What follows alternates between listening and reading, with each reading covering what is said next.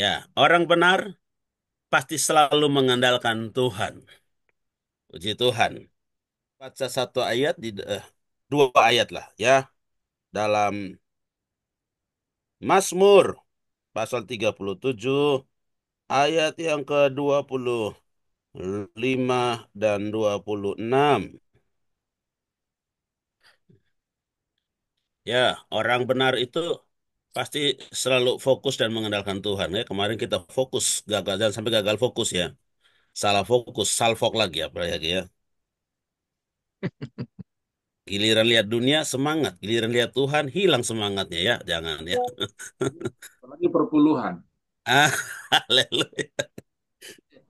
Dahulu aku muda, sekarang telah menjadi tua, Waduh, nyindir tetapi nih. tidak pernah kulihat orang benar ditinggalkan atau anak cucunya meminta-minta roti.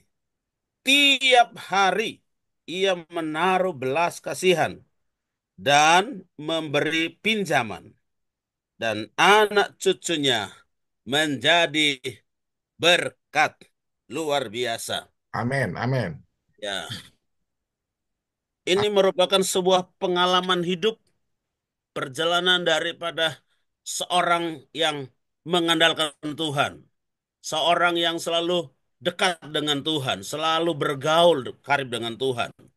Bagaimana kehidupannya dia melihat, dia eh, mengawasi, mengamati, memperhatikan kehidupan setiap orang. Lalu dia membuat sebuah perbandingan antara orang benar dengan orang fasik, antara orang yang takut Tuhan dengan orang yang tidak takut Tuhan. Maka dia menemukan sebuah kesimpulan bahwa orang benar, dahulu aku muda, sekarang aku telah menjadi tua. Puji Tuhan. Dulu rambutnya hitam, sekarang rambutnya telah menjadi putih. Nyindir nih, nyindir nih. Mantap. Ada yang putih itu rambut tuh.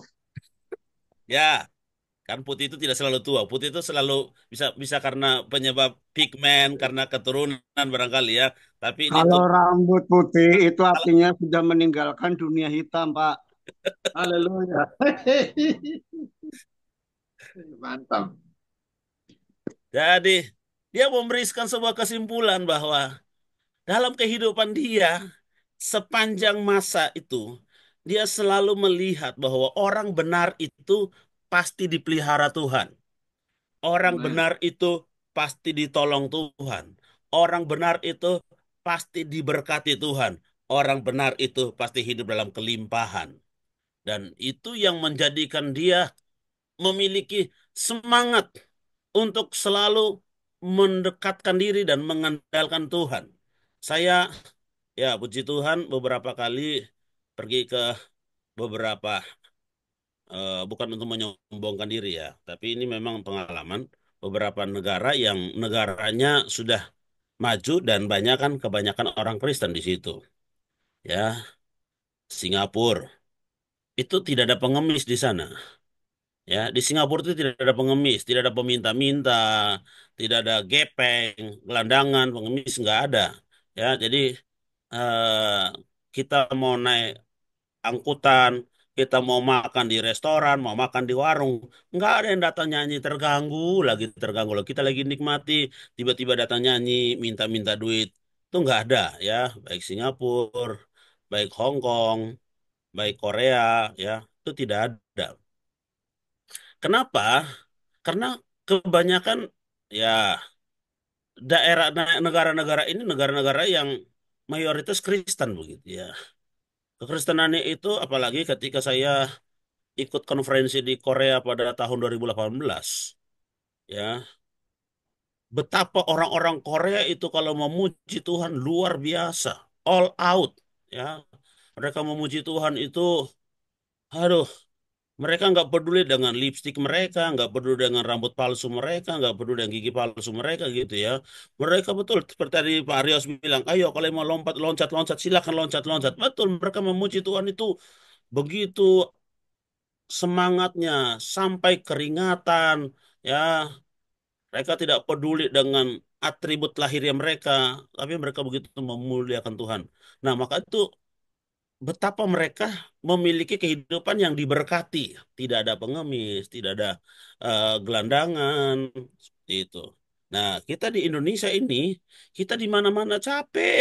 Mau di pinggir jalan, mau di restoran, mau di angkot, ya, sampai di bus itu dinyanyikan. Ya, di Jakarta ini kalau malu katanya, yang jelek jual bulu ketek, yang cantik jual harga diri kan. Ya, sampai sebegitunya gitu kan. Kenapa? Karena kehidupan takut akan Tuhan itu memiliki kehidupan yang berbeda. Ya, kehidupan yang berbeda. Saya punya pengalaman, Bapak Ibu, bahwa betapa dulu saya pun mengalami kesusahan, kehidupan yang susah itu seperti apa. Saya pernah mandi berkali-kali mandi pakai Rinso, pakai sabun Wings, pakai sabun Super Busa gitu ya. Mungkin ada yang ingat Super Busa. Saya sikat gigi pakai batu dihancurkan lalu kemudian pakai tangan gosok ke gigi. Karena nggak punya uang untuk beli odol. Selama saya sekolah Alkitab, 2 kali 9 bulan saya sekolah Alkitab. Itu kehidupan saya seperti itu. Saya mencuci baju guru-guru saya. Mungkin di rumahnya nggak pernah cuci baju gitu kan. Coba tiba-tiba di sekolah kita harus suruh cuci masing-masing. Baju-bajunya dibuang-buang. Di tempat tidur lah, di kolong tempat tidur lah, di lemari.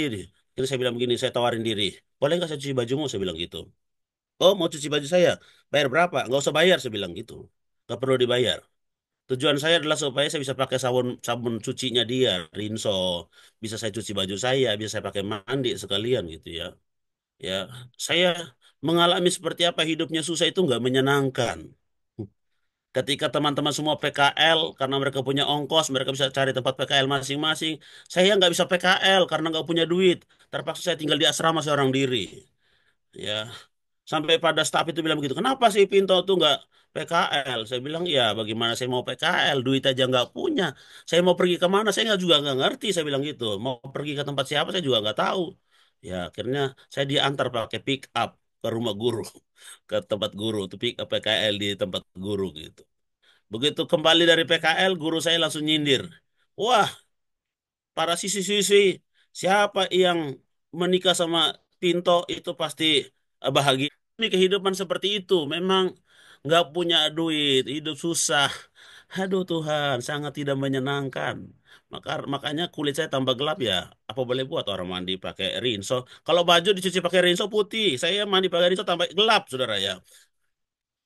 Ya, jadi dari pengalaman itu saya melihat bahwa ketika kita mengandalkan Tuhan, maka di sekolah kitab, Bapak Ibu, betul ini di sekolah kitab itu ketika teman-teman pada tidur, saya jam 12 malam sampai jam 3 pagi itu saya pasti ada di aula. Untuk apa? Doa. Kadang-kadang sampai jam 4 setengah 5. Setengah 5 itu teman-teman sudah masuk aula gitu kan. Jadi begitu mereka masuk aula, saya baru cepat lari ke asrama, ganti baju, saya kembali ikut doa bersama dengan mereka. Ya. Jam 12 itu pasti ada di aula. Kalau di BJ itu di auditorium. Ya, di auditorium itu tempatnya. Ya, itu di sana. Jadi mengandalkan Tuhan, dekat dengan Tuhan. Saya waktu itu ya karena memang mau apa lagi? Ya, saya nggak punya siapa-siapa gitu. Nggak punya apa-apa. Bukan cuma nggak punya siapa-siapa, nggak punya apa-apa juga. Eh, Pengalaman sebagai seorang anak yatim piatu yang harus menjalani hidup dengan sedemikian rupa. Tetapi saya tahu bahwa ketika saya mulai belajar mengandalkan Tuhan, bergantung kepada Tuhan, sesudah sekolah kitab baru saya paham. Begitu rupanya inilah betapa ketika saya ada di sekolah kitab itu Tuhan ajar saya supaya saya tidak memiliki ketergantungan kepada manusia, tapi saya mengandalkan Tuhan, supaya saya berharap kepada Tuhan. Ini benar, saudara, ini kenyataan pengalaman hidup saya. Jadi kalau sekarang teman-teman saya lihat saya, mereka cukup kaget juga, mereka cukup heran gitu, kok bisa ya? Ya. Dan saya ya, tidak berbicara dari pengalaman orang, tidak apa kata orang, tapi inilah this is my eh, experience life gitu. Inilah pengalaman hidup saya bersama dengan Tuhan. Orang benar pasti selalu dipelihara Tuhan. Itu garansi, itu jaminan. Orang benar pasti ditolong oleh Tuhan. Itu sebabnya ketika saya mengerti ini, saya mengingatkan kepada baik jemaat yang saya layani maupun anak-anak panti yang saya bimbing, saya bilang bahwa kita hanya belajar untuk mengandalkan Tuhan, belajar untuk berharap kepada Tuhan, belajar untuk memprioritaskan Tuhan dalam kehidupan kita. Nah, ketika kita berjalan dalam kondisi itu, maka apa yang mustahil menjadi tidak mustahil. Apa yang tidak mungkin menjadi mungkin. Jadi ketika pemazmur menyatakan bahwa dahulu aku muda, sekarang aku tua, aku tidak pernah melihat orang benar itu meminta-minta roti. Itu betul-betul terjadi dalam hidup kami. Ya, betul-betul terjadi dalam hidup saya maupun pelayanan yang saya kerjakan. Ya, saya sejak tahun 2001 pertama sekali kami mau membeli rumah kami ini menjalankan proposal. Tapi begitu saya dihina oleh orang, maka 2001 itu saya buang proposalnya. Itu. Saya ya waktu itu saya bersama istri dibilang sama teman, ya teman itu adalah ya Pak Sekum. Memang waktu itu mungkin dia punya pengalaman waktu itu. Ke ke apa namanya? Ada ada orang yang jualan di daerah Senen, dia bilang, pokoknya kalau ke sana bawa proposal hamba Tuhan, pas sampai di sana begitu diterima proposalnya, pasti dikasih minimal 500 gitu.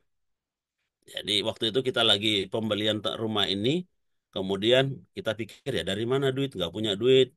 Kita sudah jual cincin kawin, kita sudah jual TV kita, udah supaya bisa bayar, uangnya sudah nggak ada. Lalu kemudian karena sudah nggak tahu lagi bagaimana mau jalankan proposal.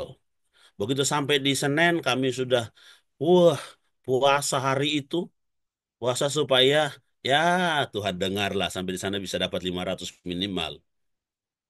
Lalu kami sampai di Senen, saudara, naik turun angkot pada 2001.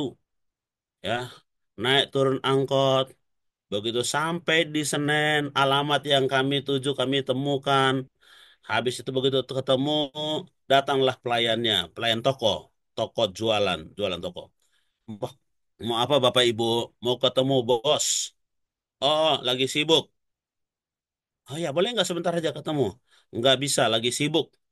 Aduh, udah, kami tungguin. Terus ya, sebentar aja ketemu, pengen ketemu. Boleh nggak? Nggak bisa. Ada perlu apa ya? Katanya gitu kan. Ini mohon maaf, kami bawa ini boleh nggak? Kasihkan sama bos. Dibawalah saudara, proposal kami ke bos. Begitu keluar langsung dikasih amplop. Wih, kita senang sekali. Betul-betul ini memang rupanya apa yang eh, dikatakan pasti seperti itu. Jadi dapatlah amplop kami, proposal dikembaliin. Pulanglah kami. Terima kasih ya sampaikan kepada bos gitu bilang. Sampaikan kepada bos terima kasih banyak. Pulanglah kami naik angkot saudara. Begitu naik angkot kita berdua dalam angkot ini lihat itu amplop tipis.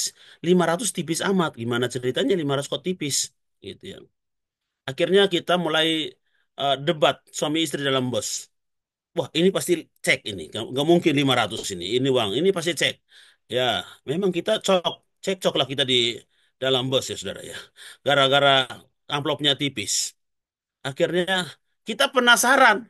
Ini cek apa uang 500 gitu kan? Kok tipis?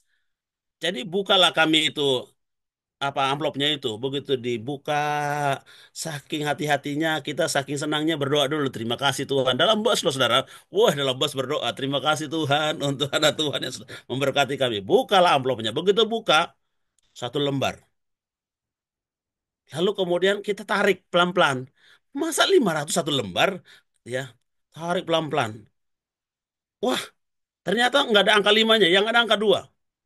Itu, angka dua. Lalu kita bilang, oh ini pasti 200.000. 2001 loh saudara. 2001. Istriku bilang begini, ini pasti 200.000. Saya bilang, mam, nggak ada 200.000. Belum ada 200.000 satu lembar. Ah, ini pasti 200.000. Enggak, ini 200.000. Saya bilang 20.000. Enggak, ini 200.000. Saking nggak percaya loh saudara, betul-betul nggak percaya. 200.000 katanya. Saya bilang belum ada, waktu itu 100.000 aja belum muncul yang 100.000 satu lembar saudara ya. Masih ada 50.000, belum ada 200.000. Apalagi dia bilang 200.000 satu lembar. Tariklah kita uang itu dari amplop. Kita hitung, kita bilang begini. Udah kita hitung nolnya aja. Yang jelas sudah duanya udah jelas, nggak bisa dirubah lagi. Dan mungkin 500 gitu kan. Dua hanya. Begitu hitung nol. Nolnya 4. Saya bilang, ini 20.000. Nolnya cuma 4. Istri saya bilang, enggak, ini 200.000. Katanya gitu. Wah, itu betul-betul saudara ya. Kita cekcok di dalam angkot hanya gara-gara amplop itu. Begitu dapat 20.000 saudara. Bayangkan ongkos kita sudah jauh lebih mahal daripada amplop itu. Perjalanan kita sudah lebih melelahkan daripada amplop itu. Rasa lapar kita karena tak puasa supaya bisa dapat 500.000. Ternyata dapatnya 20.000. Kami pulang saudara sampai di rumah. Proposal itu kami sobek lalu kami buang dalam tempat sampah. Kita tidak usah lagi hidup dari proposal. Haleluya.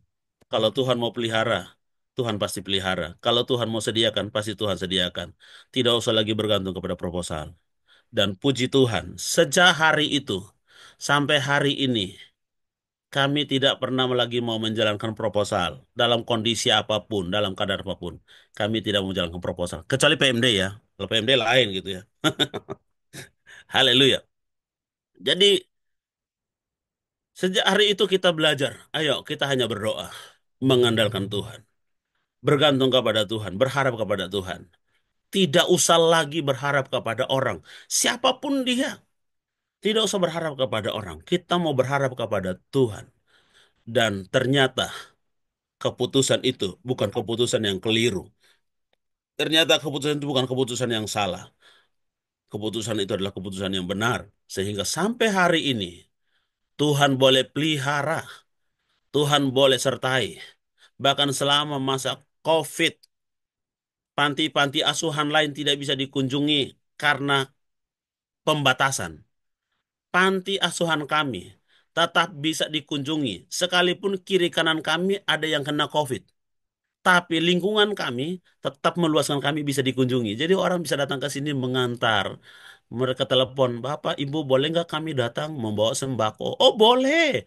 Tapi di tempat lain nggak boleh. Karena di tempat lain itu ketika kami bilang, mau datang antar sembako, mereka bilang, nggak usah datang antar sembako. Kirim mentahnya saja, katanya gitu.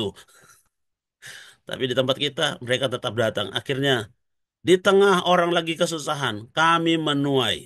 Ya, di tengah orang lagi susah, kami menikmati pemeliharaan Tuhan. Sampai hari ini, ya, Bapak Ibu Saudara, itu sebabnya dikatakan bahwa orang benar itu pasti dipelihara Tuhan. Orang benar pasti disertai Tuhan. Ayat yang ke-25 dikatakan, dahulu aku muda, sekarang aku telah menjadi tua, tetapi tidak pernah kulihat orang benar ditinggalkan atau anak cucunya meminta-minta roti. Sedangkan ayat 26, tiap hari, ya, tiap hari ia menaruh belas kasihan. Siapa yang menaruh belas kasihan? Orang benar menaruh belas kasihan. Puji Tuhan. Jadi orang yang hidup benar dan mengandalkan Tuhan, pasti dalam dirinya penuh dengan belas kasihan.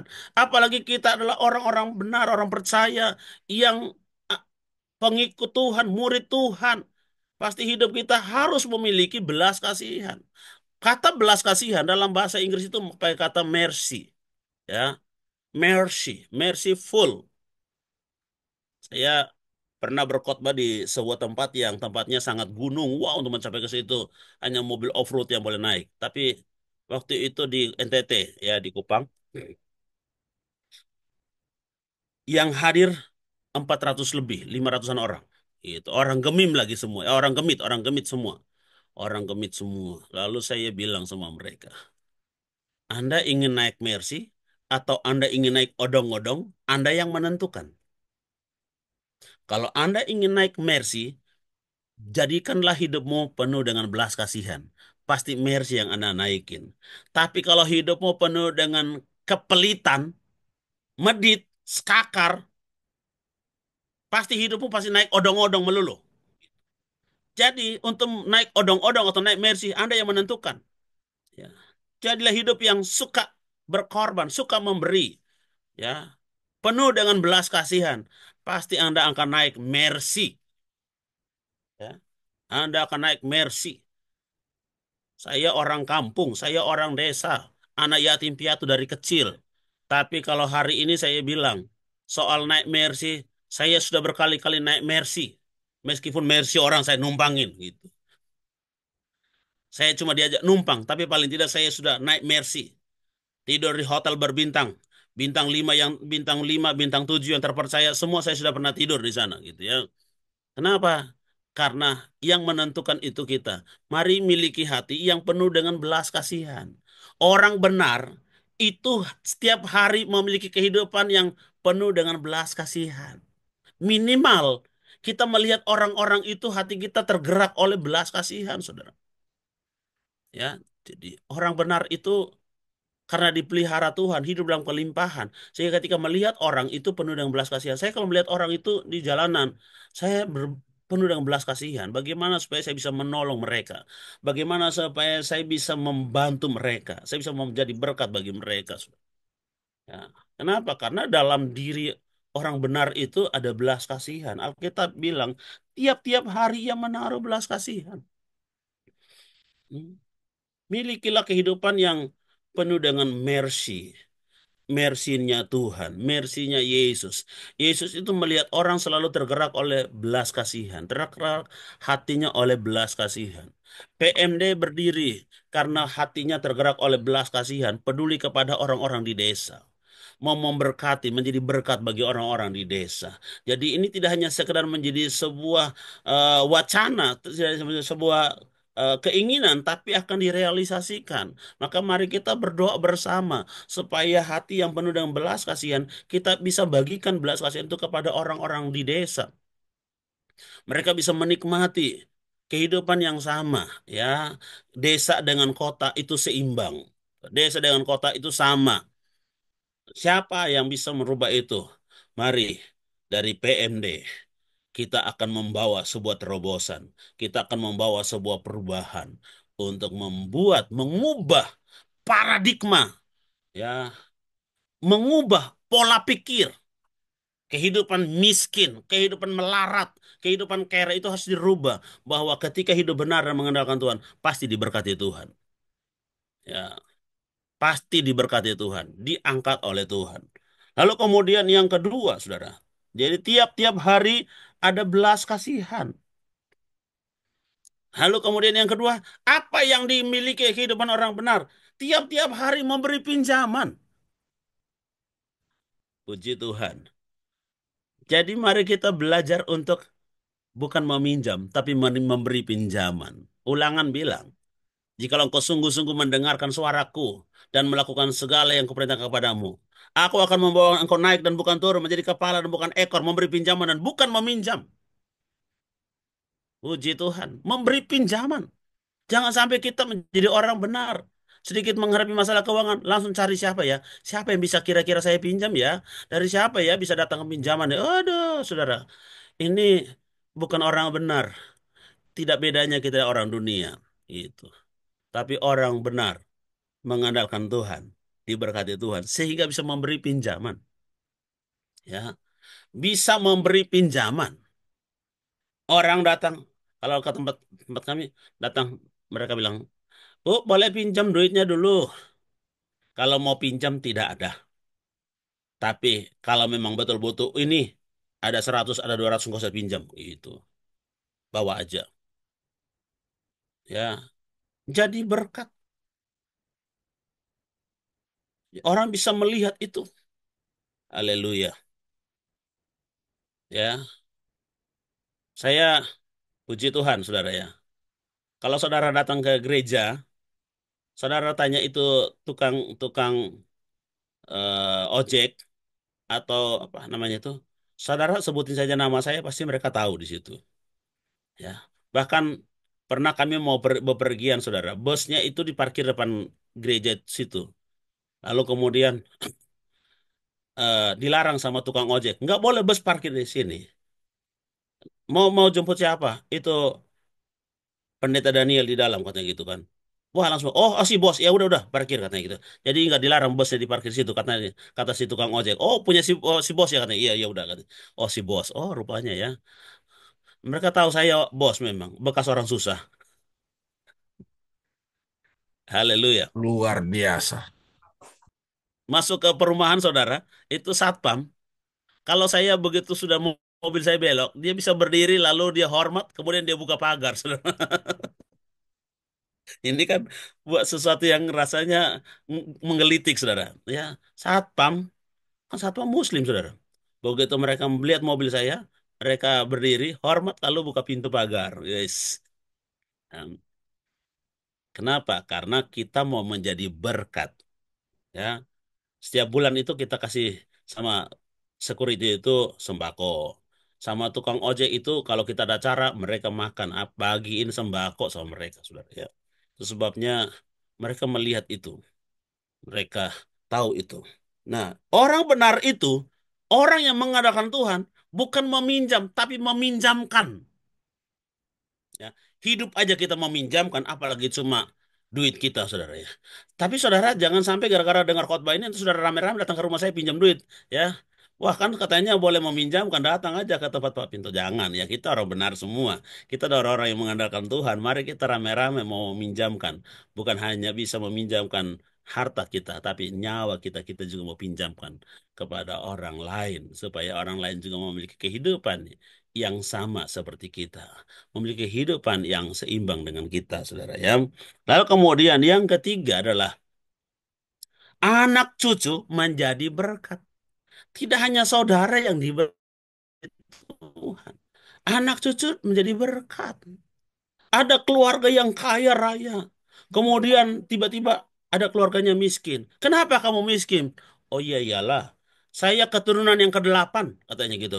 Loh kenapa? Karena keturunan harta kekayaan bapak saya hanya untuk 7 keturunan. Jadi saya keturunan ke-8 makanya miskin. Oh enggak ya, dalam Tuhan enggak seperti itu. Karena keturunan yang ke-8 terus dia miskin gitu ya.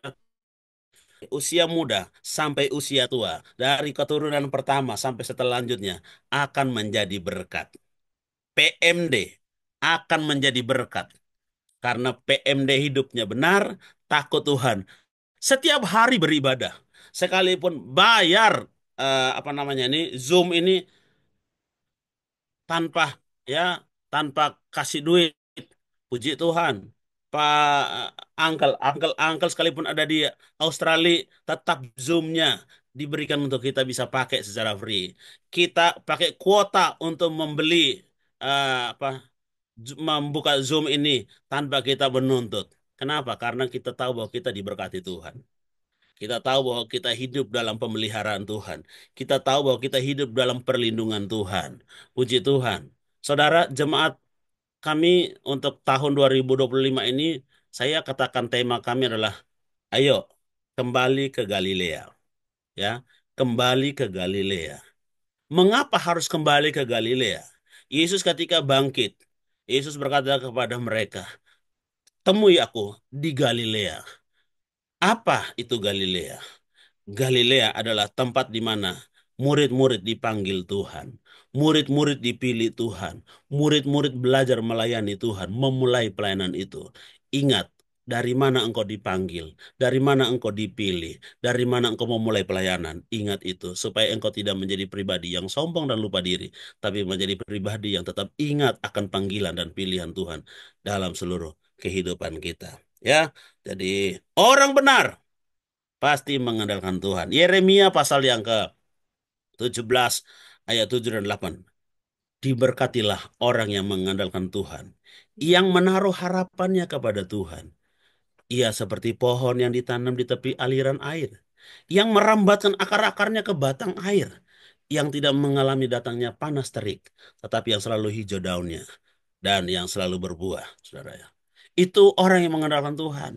Tapi terkutuklah orang yang mengandalkan manusia dan yang mengandalkan kekuatannya, saudara. Ia seperti ya tanah angus yang tidak menghasilkan, saudara. Ya, tidak bisa berbuat apa-apa. Jadi jelas firman Tuhan bagi saudara dan saya bahwa orang yang mengandalkan Tuhan itu pasti selalu hijau daunnya dan selalu berbuah. nggak mengalami datangnya panas terik. Boleh keadaan di sana resesi, boleh keadaan di luar sana susah, susah, sulit. Tapi kehidupan anak Tuhan tetap diberkati oleh Tuhan. Kehidupan anak Tuhan tetap dijaga oleh Tuhan. Puji Tuhan, Tuhan Yesus memberkati kita. Pagi hari ini, mari kita berdoa. Kami bersyukur terima kasih kepada Tuhan. Pagi hari ini kami mau belajar jadi orang benar yang selalu mengandalkan Tuhan. Karena orang benar yang mengandalkan Tuhan tidak akan pernah ditinggalkan, tidak akan pernah dibiarkan, tidak akan pernah ditelantarkan, tetapi ditolong dan diberkati oleh Tuhan. Ini hidup kami, ini keberadaan kami. PMD menjadi organisasi yang benar di mata Tuhan, yang mengandalkan Tuhan, yang bergantung kepada Tuhan, yang selalu mengutamakan Tuhan. Maka kami percaya PMD akan menjadi organisasi yang besar, organisasi yang diberkati Tuhan, sehingga PMD akan menjadi berkat bagi banyak orang, kerinduan supaya setiap desa diberkati Tuhan, karena desa maju menjadi pilar bangsa. Nama Tuhan dipuji, nama Tuhan dipermuliakan. Dengar jawab doa kami, mengucap syukur sudah terima firman-Mu. Dalam nama Tuhan. Amin.